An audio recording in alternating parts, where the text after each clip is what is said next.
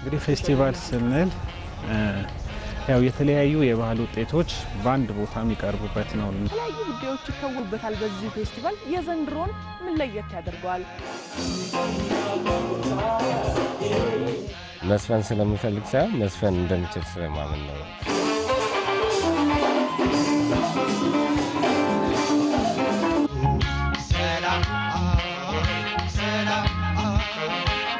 አሁን የምንገኝበት ስፍራ ትሮፒካል ጋርደን ይባላል። እዚህ ትሮፒካል ጋርደን ውስጥ ከቀናት በፊት በሁለት መድረኮች አብያታና ጣና በተሰኙ መድረኮች ላይ የተለያዩ ባንዶች ከውጭ ሀገር እንዲሁም ከሀገር ውስጥ የተገኙ ባንዶች ስራዎቻቸውን ሲያቀርቡና ታዳሚያንን ሲያዝናኑ ቆይታ አድርገዋል። ይህም የሆነው በሰላም ኢትዮጵያ ፌስቲቫል ነበረ። በዚህ ፌስቲቫል እንግዲህ የዘንድሮ የአራተኛ ጊዜ የተደረገ ፌስቲቫል ነው። በዚህ ፌስቲቫል በየዓመቱ ከተለያዩ ሀገራት ከአፍሪካም ሆነ ከዓለም ሀገራት የመጡ የተለያዩ ባንዶች እዚህ አዲስ አበባ ላይ መጥተው ስራዎቻቸውን ያቀርባሉ። ከዛም ባሻገር ደግሞ የተለያዩ ጉዳዮች ይከወኑበታል። በዚህ ፌስቲቫል የዘንድሮን ምን ለየት ያደርገዋል? ምን ነገሮችስ ተከናወኑበት የሚለውን ለመቃኘት ወደናል ተመልካቾቻችን። ከዛም ባሻገር ሰላም ሲቋቋም ምን ነበር ዓላማው? አሁንስ ያለበት ደረጃ ምን ይመስላል? ለመሆኑ እንዲህ አይነት ፌስቲቫሎች እዚህ ሀገራችን ላይ መከናወናቸው የሚያስገኙት ጥቅሞች ምን ይመስላል የሚለውን ለመዳሰስ ወደናል። ጥሩ ጊዜን አብረን እንደምናሳልፍ ተስፋ አደርጋለሁ። መልካም ጊዜ፣ መልካም ቆይታ።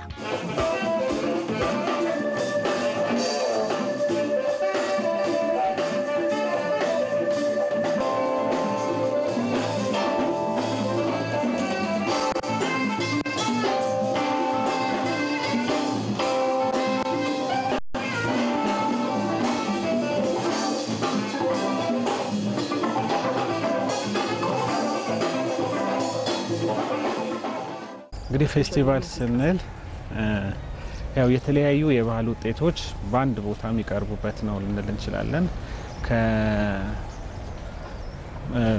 በታሪክም እንደምናውቀው ብዙ ፌስቲቫሎች አሉ በኢትዮጵያ ትራዲሽናል የሆኑ ረጅም ጊዜ ያስቆጠሩ። ጥምቀት አሁን በቅርብ እንኳን ያለፈው ማየት እንችላለን። አንድ ትልቅ ፌስቲቫል ነው። የተለያዩ የብሔረሰብ ወይም ማህበረሰብ ተወካዮች ያሏቸውን ዳንሶች፣ ሙዚቃዎች ሲያቀርቡበት እናያለን። የተለያዩ ምግብ ውጤቶች ሲቀርቡ እናያለን።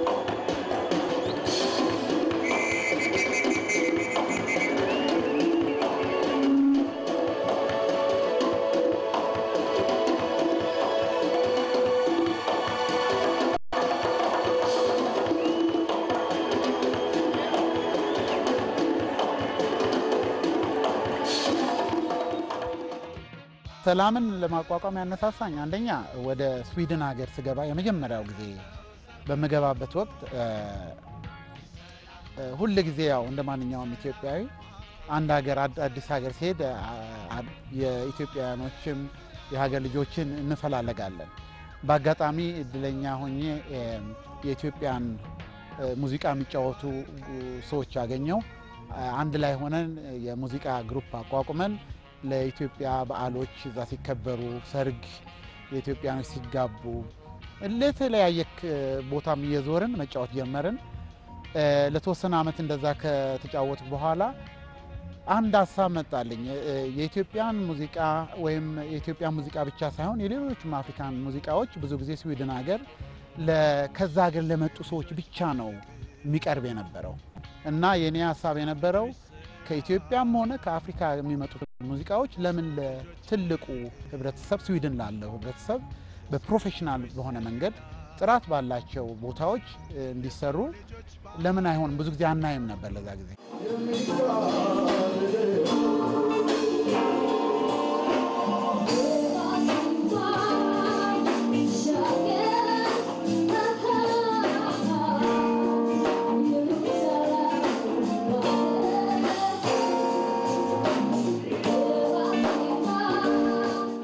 ሰላም የሚያልኩበት ዋናው ምክንያቱ አንደኛ ቀላል ነው። በቀላል የሚያስም ነው። የተለያየ ትርጉምም አለው። ሰላም ማለት ያው ሁላችንም እንደምናውቀው እንደ ሰላም የምንባባልበት መንገድ አለ። ለሰላም ይሁንላችሁ ለሀገርም ለወዳጅም ለቤተሰብም የሚል እንትን ትርጉም አላት። በዚህ ላይ ደግሞ የተለያዩ ሀገሮች አሁን በእስራኤል ሻሎም ወይም በሌሎችም ሀገሮች በአንዳንድ ሚድል ኢስት ሀገሮች ሰላም የሚለው የታወቀ ቋንቋ ነው። በዚህ ላይ ማንኛውም ሰው ጆሮ ላይ በቀላሉ ሊያርፍ የሚችል ስለሆነ ሰላም ብዬ አቋቋምኩት።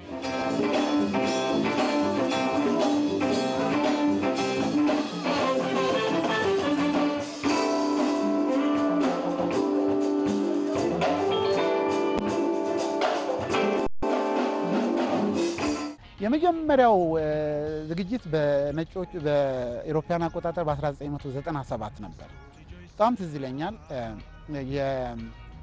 አንድ ትንሽ ጃዝ ክለብ ፋሽን የሚባል አለ። የጃዝ ሙዚቃዎች የሚሰሩበት ቦታ ነው። ከአንድ ወር በላይ የሆነ ስራ ነው የሰራ ነው። ቦታው 300 የሚይዝ ቦታ ነው። የሚገርም ነው።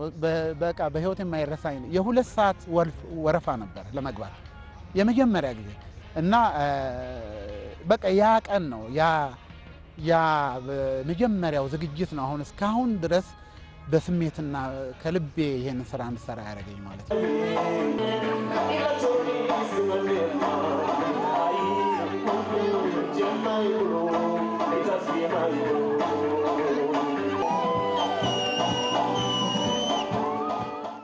ሰላም በፊት በሚሰራው ነገሮች ኢትዮጵያ ውስጥ ብዙ እንቅስቃሴ አልነበረውም። ኢትዮጵያ ውስጥ እንቅስቃሴ ከጀመረ በኋላ ያለው የነበረው የኢቨንቱ ሳይዝ ወይም ደግሞ አነስ ያለ ነበረ። ከኛ ጋር ፓርትነር አፕ ያስፈልገው በትልቁ ለመስራት ወይም ከፍ አድርገን ለመስራት በሚለው ላይ ስንስማማ ነው። ያገናኘን ነገር ደግሞ ያለን ሚሽን እና ቪዥን ነው። ያም አዳዲስ ነገሮችን ለኢትዮጵያ ለማሳየት ለማጣት ከሚለው ከነሱ ልምድና እኛም ሀገር ካሉ ውስጥ ካለን ልምድ አዋህደን ያደረግነው ነገር ነው። እንደዚያ ነው።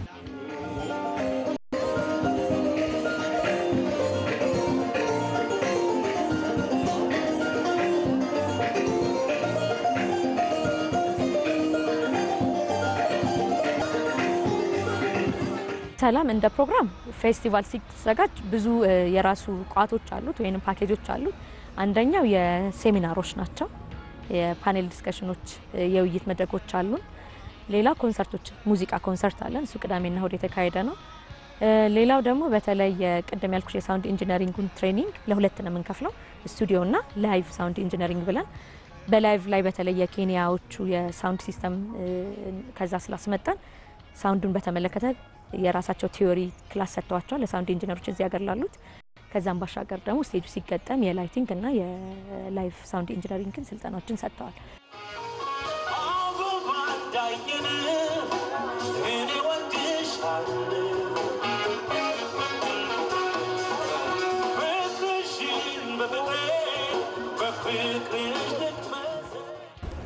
ሰለጠን ነው ስለ ሳውንድ ነው። የመድረክ ሳውንድ እንዴት እንደሚሰራ ምን መሳሪያዎች እንደሚያስፈልጉ እና የሳውንድ ግንባታው ሂደት ምን እንደሚመስል አጠር ባለ መልኩ ተምረናል። እንደሚታወቀው እኛ ጋር ብዙ ያልተነኩ ነገሮች አሉ።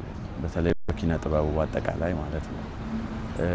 እንደነዚህ አይነት ትምህርቶች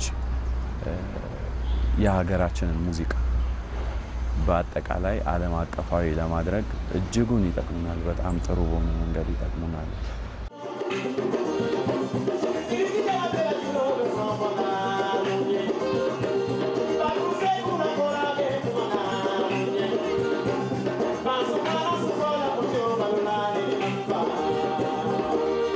ሰላም ኢትዮጵያ አይነ ስውራን ዙሪያ የሚሰራቸው 2 ፕሮጀክቶች አሉ። አንደኛው አይነ ስውራንን በሙዚቃ ትምህርት ተምረው ራሳቸውን እንዲችሉ የሚያደርግበት ፕሮጀክት ነው። እሱም ያው ከፍቶ በአሁኑ ሰዓት ውሳጤ ብርሃን የተሰኘውን የአይነ ስውራን የሙዚቃ ትምህርት ቤት በበላይነት እየመራና እያስተዳደረ ተማሪዎቹን እያስተማረ ይገኛል።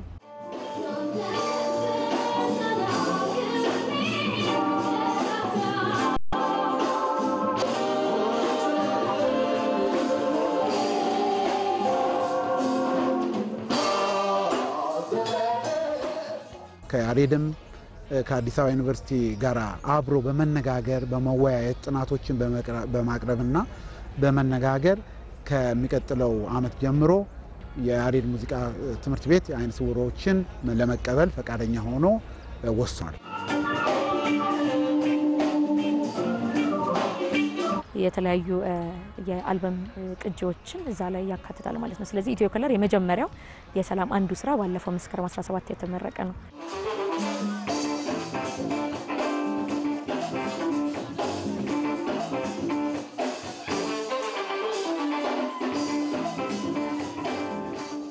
በኢንተርናሽናል ባለም አቀፍ ደረጃ የባህል እንትን እንደሌላው ጃዝ እንደሌላው እንትን የሚባለው ሩቱን ለማሳየት የሚያስችል አልበም ወጥቷል።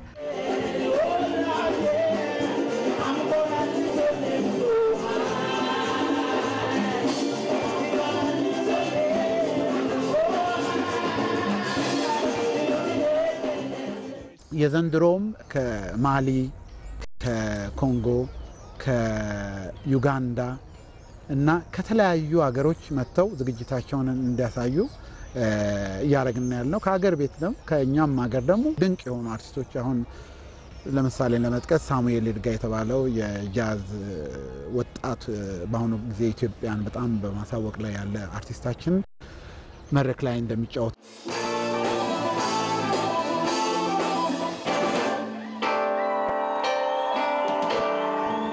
ፌስቲቫል ያልተለመደ ነገርን ለማየት የሚካሄድበት እንጂ የተለመደ ነገርን ለማየት የሚካሄድበት አይደለም።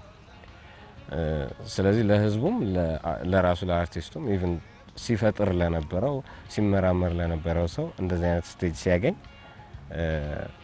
ዩኒክ መሆኑን የሚያሳይበት እድል ወይም ኦፖርቹኒቲ ይሆናል ብዬ አስባለሁ።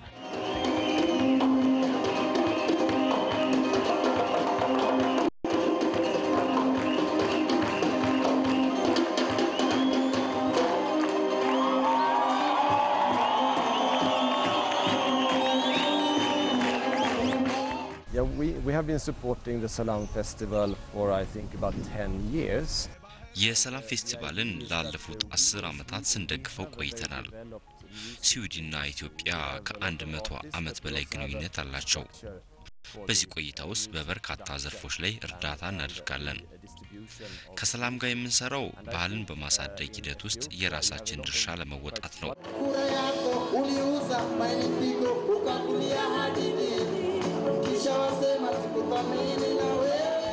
አንድ አርቲስት ወይንም አንድ የውጭ ዜጋ ኢትዮጵያ ለራሱ ጉዳይ ወይንም ሌላ ለቱሪዝም ብሎ ባይመጣ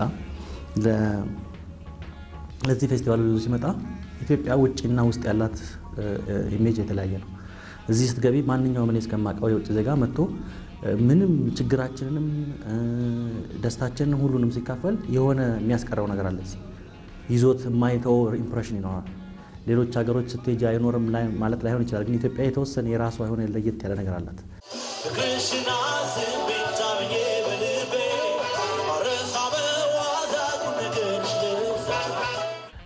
ምናልባት ለሬከርድ ሌብል ያልፈረመ አርቲስት ይኖርና ስቴጅ ላይ ፐርፎርም ሲያደርግ እሱን ይዘው መዞር የሚፈልጉ ሰዎች አሉ። ብዙ ኮንሰርት ማሰራት የሚፈልጉ አልበም ማሰራት የሚፈልጉ ሰዎች አሉ።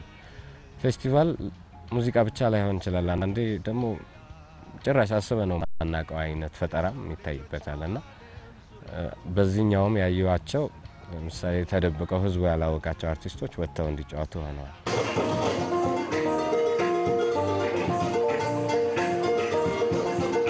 ያሉንን የሙዚቃ ውጤቶች የምናቀርብበት አንድ መድረክ ስለሚሆን የተለያዩ የባህል ውጤቶችን የማየት እድሉን ይፈጥርልናል። በማህበረሰብ መካከልም ይሄ ኮሄዥን እንዲኖር መግባባት መተዋወቅ እንዲኖር እድል ይፈጥራል። በተጨማሪ ኢንተርናሽናል ደግሞ ፌስቲቫሎች ሲሆኑ ሌሎች ዓለም ያለውን ሙዚቃ ባህል እንድናውቅ እንድንረዳ እንድንገነዘብ እድሉን ይፈጥርልናል።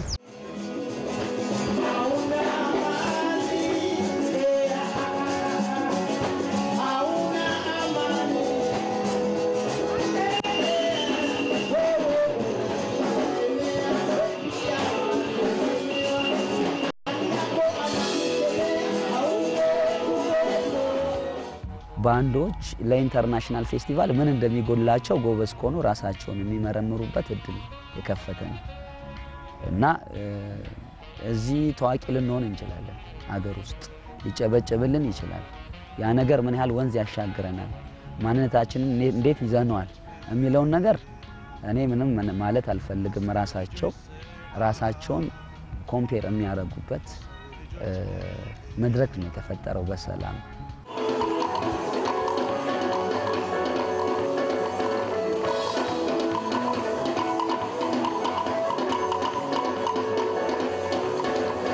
African musicians, they travel, but they travel mainly, to Europe and to the United States. የአፍሪካ ሙዚቀኞች ወደ ተለያዩ የአውሮፓና የአሜሪካ ሀገራት ተጉዘው ስራቸውን ያሳያሉ። ነገር ግን በአህጉራቸው አፍሪካ ብዙም አይንቀሳቀሱም። ይህን ሊያስቡበት ይገባል።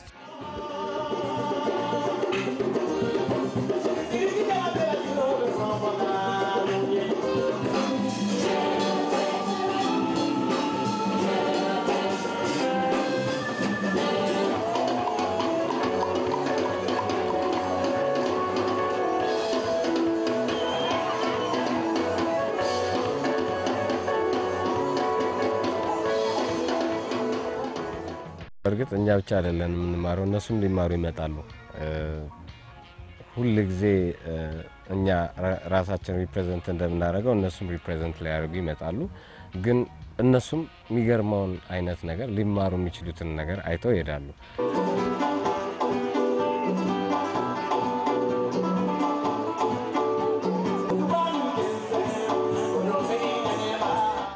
በጣም ደስ ይላል። ህዝባችን ምን ያህል ሙዚቃን እንደሚፈልግ ነው ያየሁት፣ ወይም አዲስ ነገር እንደሚፈልግ። ሁሌም እንደምለው ስንሰጠው መቀበል እንደሚችል እንደሚፈልግም አምናለሁ። ይሄንን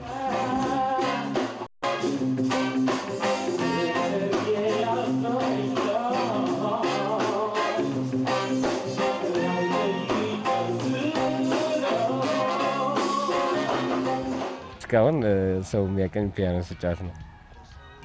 ግን ከዚህ በኋላ ያው እኔ የልጅነት ህልሜ ነው መዝፈን።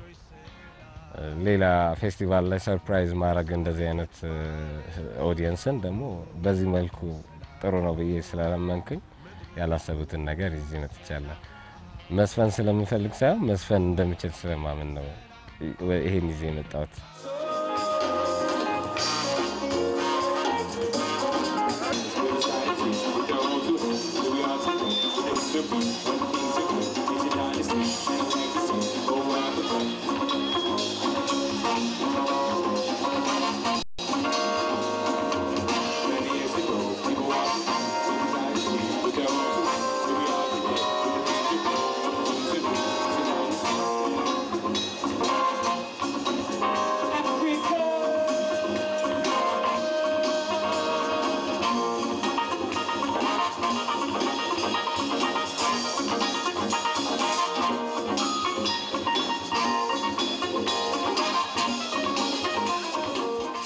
ከጎረቤት ኬንያ እንኳን እንደምንሰማው በመቶዎች የሚቆጠሩ ፌስቲቫል አላቸው፣ ሙዚቃ ፌስቲቫሎች ማለት ነው። እኛ ምናልባት በጣት ምን ቁጥራቸው በጣም ጥቂት ነው ያሉን።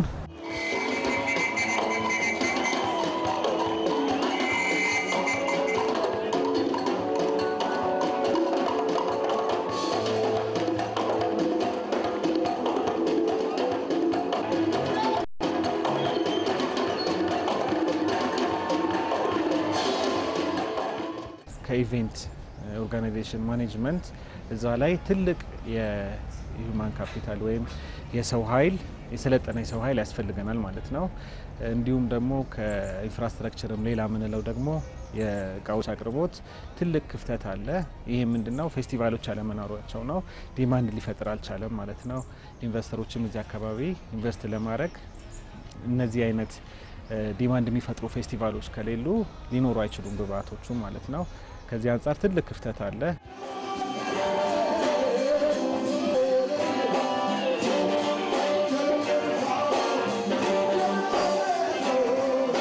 ምናልባት አዲስ አበባ ላይ ብቻ የሚደረጉ አይነት ሁኔታዎች ሌላውን የኢትዮጵያ ሕዝብ 100 እና ወይም 90 ሚሊዮን ሕዝብን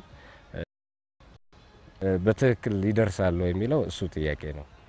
አንዳንድ ጊዜ ፌስቲቫሎች ከከተማ ወጣ ማለት አለባቸው።